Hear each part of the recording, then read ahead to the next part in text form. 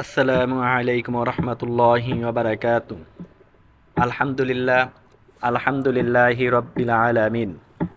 রব্বি জিদনি ইলমা, রব্বি জিদনি ইলমা, রব্বি ইশরাহ লি সাদরি ওয়া ইয়াসসির লি আমরি ওয়াহলুল উকদাতাম মিন লিসানি ইয়াফকাহু কওলি। Welcome to my channel Ruhul Quran academy BD.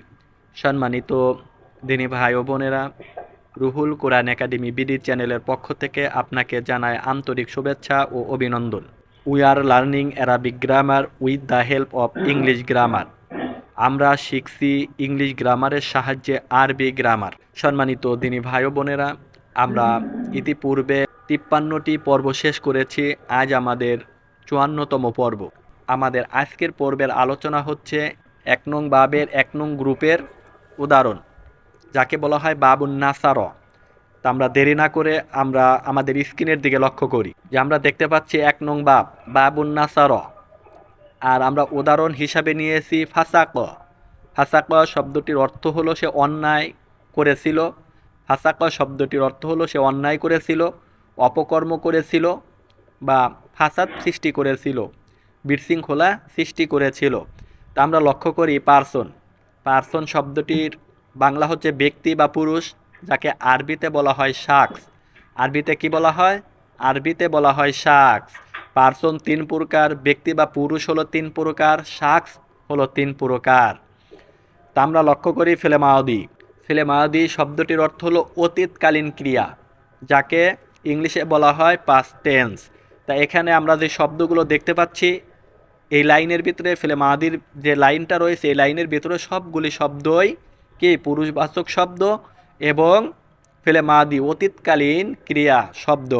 তা আমরা লক্ষ্য করছি ফাসাক। ফাসাক শব্দটির অর্থ কি? ফাসাক শব্দটির অর্থ হলো সে অন্যায় করেছিল বা অপকর্ম করেছিল। ফাসাক শব্দটির অর্থ কি? ফাসাক শব্দটির অর্থ হলো সে অন্যায় করেছিল বা অপকর্ম করেছিল। তো সম্মানিত দিনী ভাই ও বোনেরা, আমাদেরকে লক্ষ্য রাখতে হবে, এখানে আমরা হেডলাইন দিয়ে লিখেছি যে ফেলে মাদি। আমরা এ কারণে আমরা চিনতে পারলাম যে এই শব্দগুলো ফেলে মাদি, কিন্তু কোরআনুল কারিমের মধ্যে এরকমভাবে কিন্তু সিরিয়াল মতো থাকবে না। বিভিন্ন জায়গায় বিভিন্নভাবে এই ফেলে মাদিগুলো থাকবে।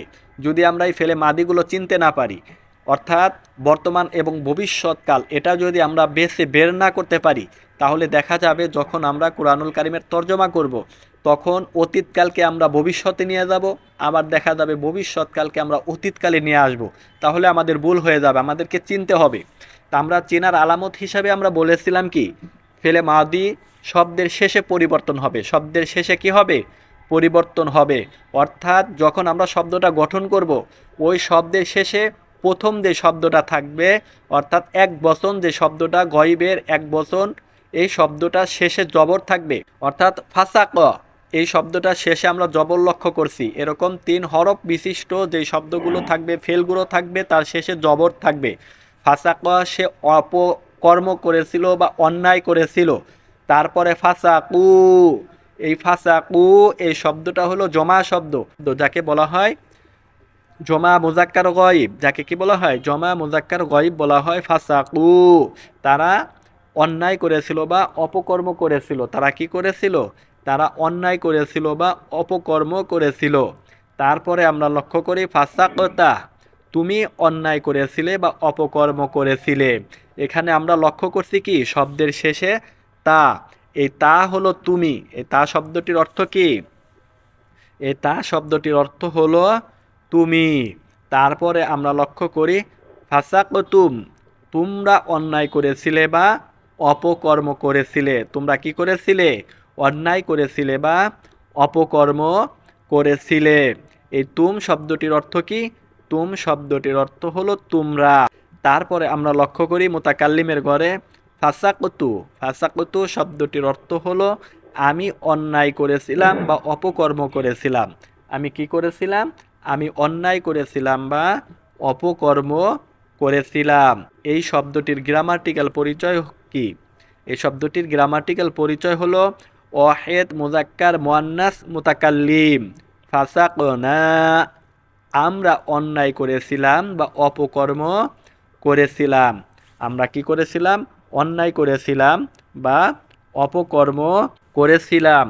জমা মুজাক্কার মুয়ান্নাস মুতাকাল্লিম। এই শব্দটার পরিচয় কি? জমা মুজাক্কার মুয়ান্নাস মুতাকাল্লিম। তারপরে আমরা লক্ষ্য করি ফেলে মুদরে। ফেলে মুদরে শব্দটির অর্থ কি? ফেলে মুদরে শব্দটির অর্থ হলো বর্তমান এবং ভবিষ্যৎকাল, যাকে ইংলিশে বলা হয় প্রেজেন্ট অ্যান্ড ফিউচার টেন্স। আর এই ফেলে মুদরে চেনার আলামত কি? ইয়ে তা আলিফ নুন। ফেলে মুদরে চেনার আলামত কি? ফেলে মুদরে চেনার আলামত হলো ইয়ে তা আলিফ নুন। শব্দের শুরুতে যখন ইয়ে তা আলিফ নুন পাবো, তখন আমরা সেই শব্দটাকে ফেলে মুদরে বর্তমান এবং ভবিষ্যৎকাল, যাকে ইংলিশে বলা হয় প্রেজেন্ট অ্যান্ড ফিউচার টেন্স হিসেবে চিহ্নিত করব। তা আমরা এখানে লক্ষ্য করছি এফসুকু। এফসুকু শব্দটির অর্থ হলো সে অন্যায় করে বা করবে, সে অপকর্ম করে বা করবে। এফসুকুনা। এফসুকুনা শব্দটির অর্থ কি? এফসুকুনা শব্দটির অর্থ হলো তারা অন্যায় করে বা করবে, তারা অপকর্ম করে বা করবে। তা প্রথম শব্দটা হচ্ছে ফেলে মুদরে ওয়াহেদ মুজাক্কার গয়ব। ফেলে মুদরে ওয়াহেদ মুজাক্কার গয়ব। আর দ্বিতীয় শব্দটা হচ্ছে ফেলে মুদরে জমা মুজাক্কার গয়ব। তারপরে আমরা লক্ষ্য করি তাফসুকু। তাফসুকু শব্দটির অর্থ কি? তুমি অন্যায় করো বা করবে, তুমি অপকর্ম করো বা করবে। তাফসুকু ফেলে মুদরে ওয়াহেদ মুজাক্কার হাদির। এই শব্দটার সিগার নাম কি? ওয়াহেদ মুজাক্কার হাদির। তারপরে আমরা লক্ষ্য করি তাফসুকুনা, তোমরা অপকর্ম করো বা করবে, তোমরা অন্যায় করো বা করবে। আফসুকু। আফসুকু শব্দটির অর্থ হলো আমি অন্যায় করি বা করব, আমি অপকর্ম করি বা করব। তারপরে আমরা লক্ষ্য করি নাফসুকু। নাফসুকু শব্দটির অর্থ কি? নাফসুকু শব্দটির অর্থ হলো আমরা অপকর্ম করি বা করব, আমরা অন্যায় করি বা করব। তাই সম্মানিত দিনী ভাই ও বোনেরা, আমাদেরকে কি করতে হবে? এই শব্দগুলো কিন্তু সুন্দর মতো মুখস্থ করতে হবে। কিভাবে আমরা মুখস্থ করব? আমরা কিন্তু প্রত্যেকটা ক্লাসেই ইনশাল্লাহ বলার চেষ্টা করি এই শব্দগুলি আমরা দুটি দুটি করে মুখস্থ করার চেষ্টা করব। প্রথমে গয়ব মুখস্থ করব, তারপরে হাদের, তারপরে মোতাকাল্লিম, তারপরে একসাথে আমরা সবগুলোই মুখস্থ করব। ফাসাক, ফাসাকু, ফাসাকতা, ফাসাকতুম, ফাসাকতু, ফাসাকনা, ইয়াফসুকু, ইয়াফসুকুনা, তাফসুকু, তাফসুকুনা, আফসুকু, নাফসুকু। এভাবে আমরা কি করব? এই শব্দগুলি মুখস্থ করার চেষ্টা করব। তারপরে আমরা লক্ষ্য করি ফেলে নাফি। আমরা ইতিপূর্বে বলেছি ফেলে নাফি কাকে বলে? ফেলে নাফি অর্থাৎ না সূচক ক্রিয়া, যাকে ইংলিশে বলা হয় নেগেটিভ। লা ইয়াফসুকু, সে কি করে না? সে অন্যায় করে না, সে অন্যায় করে না। লা ইয়াফসুকু, সে অন্যায় করে না। লা ইয়াফসুকুনা, তারা অন্যায় করে না। লা ইয়াফসুকুনা শব্দটির অর্থ কি? লা ইয়াফসুকুনা শব্দটির অর্থ হলো তারা অন্যায় করে না। লা তাফসুকু। লা তাফসুকু শব্দটির অর্থ হলো তুমি অন্যায় করো না।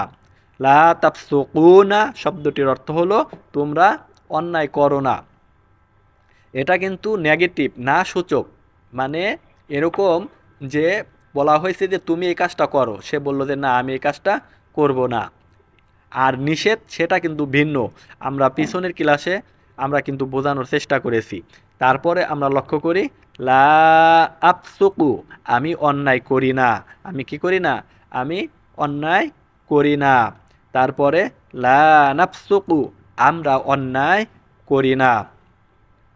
তাই এই শব্দগুলি দ্বারা কি বোঝায়? নেগেটিভ বোঝায়, না সূচক ক্রিয়া যাকে বলা হয়। তারপরে আমরা লক্ষ্য করি আমর। আমর শব্দের অর্থ কি? আদেশ, ইংলিশে যাকে বলা হয় অর্ডার বা ইম্পারেটিভ সেন্টেন্স। আমরা লক্ষ্য করি উফসুক। উফসুক শব্দটির অর্থ হলো তুমি অন্যায় করো বা তুমি অপকর্ম করো, এর দ্বারা আদেশ করা হইতে। তারপরে উফসুকু, তোমরা অন্যায় করো। তোমরা কি করো? তোমরা অন্যায় করো। তারপরে আমরা লক্ষ্য করি নাহি। নাহি দ্বারা কি করা হয়? নাহি দ্বারা নিষেধ করা হয়, যাকে ইংলিশে বলা হয় ফরবিডেন্ট। লান তাফসুক। লা তাফসুক শব্দটির অর্থ হলো তুমি অন্যায় করিও না। তুমি কি করিও না? তুমি অন্যায় করিও না। লা তাফসুকু, তোমরা অন্যায় করিও না। তারপরে ইসমু ফাইল কাকে বলা হয়? ইসমু ফাইল অর্থ হলো কর্তৃবাচক ক্রিয়া, অর্থাৎ যিনি কাজটা করেন তাকে কি বলা হয়? কর্তা বলা হয়। আর ফাসিকুন, ফাসিকুন শব্দটির অর্থ কি? যিনি অন্যায় করেন, অপকর্ম করেন তাকে কি বলা হয়? ফাসিকুন বলা হয়। যিনি বিপর্যয় সৃষ্টি করেন তাকে কি বলা হয়? ফাসিকুন বলা হয়। আর ফাসিকুনা শব্দটির অর্থ কি? ফাসিকুনা শব্দটির অর্থ হলো যারা অপকর্ম করে, যারা অন্যায় করে, যারা সমাজের মাধ্যমে বিভ্রান্তি সৃষ্টি করে তাদেরকে ফাসিকুনা বলা হয়। তারপরে ফুসুক, ফুসুক বা ফাসক অর্থাৎ অন্যায় বা অপকর্ম, অন্যায় বা অপকর্ম। তো সম্মানিত দিনী ভাই বোনেরা, আমরা এই শব্দগুলো কিভাবে মুখস্থ করার চেষ্টা করব? আমরা আঙ্গুল ব্যবহার করার চেষ্টা করব খুব সুন্দর মতো। যেরকম আমরা গয়েবের জন্য শাহাদাত আঙ্গুল এবং হাদিরের জন্য আমরা মধ্যমা আঙ্গুল এবং মুতাকাল্লিমের জন্য আমরা কি করতে পারি? অনামিকা আঙ্গুলটা ব্যবহার করতে পারি। কিভাবে? ফাসাক, ফাসাকু, ফাসাক, ফাসাকু, এরকম আঙ্গুলের কর গুনে গুনে ফাসাকতা, ফাসাকতুম, ফাসাকতা, ফাসাকতুম, ফাসাকতা, ফাসাকতুম। তারপরে আমরা ফাসাকতু, ফাসাকনা, ফাসাকতু, ফাসাকনা। তারপরে যখন এই শব্দ ছয়টা আমাদের মুখস্থ হয়ে যাবে তখন আমরা একসাথে মিলানোর চেষ্টা করব। ফাসাক, ফাসাকু, ফাসাকতা, ফাসাকতুম, ফাসাকতু, ফাসাকনা, ফাসাক, ফাসাকু, ফাসাকতা, ফাসাকতুম, ফাসাকতু, ফাসাকনা। যখন এই শব্দগুলি মুখস্থ হয়ে যাবে তখন আমরা আবার ফেলে মুদারে ধরব। তো এখানে লক্ষণীয় বিষয় হলো আমরা উপরে লিখেছি ফাসাক, সে অন্যায় বা অপকর্ম করেছিল। এখন এই শব্দটাকে আমাদেরকে কি করতে হবে? বিভিন্ন কালে, বিভিন্ন সেন্টেন্সে আমাদেরকে রূপান্তর করতে হবে। যখন আমরা মাদি গঠন করব, মাদিতে যখন আমরা এই শব্দগুলো সাজাবো, তো এখানে আমরা প্রথমে দেখতে পাচ্ছি সে অন্যায় করেছিল, তাহলে সে এটা হলো এক বচন। আর আমরা পড়ছি কি?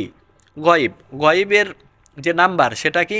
সে তারা। আমরা জেনেছি সে তারা, অর্থাৎ প্রথমটাইকে আমরা সে বসাবো, পরেরটাইকে আমরা তারা বসাবো।